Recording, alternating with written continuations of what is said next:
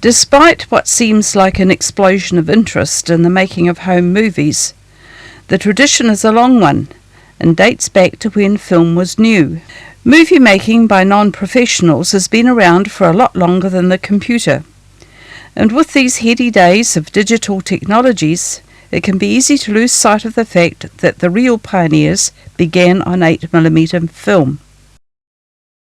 That isn't to say that home movies were not already being made before Super 8 format was introduced, but rather that until that format became widespread, adoption was not possible.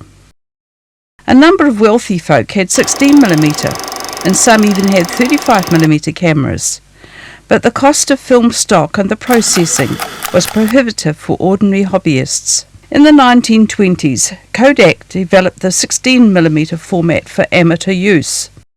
Nowadays, it seems to be the preferred format for many low-budget filmmakers seeking entry to film festivals. Also during the 1920s, in France, Charles Pathé developed a smaller format, a 9.5 version. This had the same frame size as the 16mm format, but was not very widely used.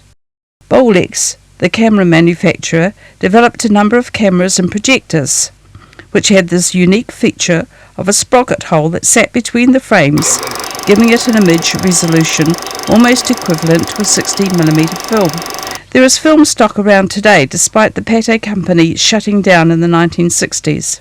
During World War II, the Army, Navy and the Air Forces of the various combatants used 16mm film extensively, and some of the most amazing images have come from cameras used in this capacity. After the war, surplus equipment was sold off to the general public, and an explosion of 16mm home movies began. At the same time, 8mm format hit the market.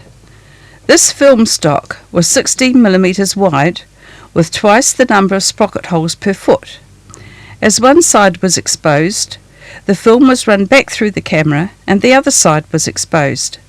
After processing, the film was split and combined into a single strip of 8mm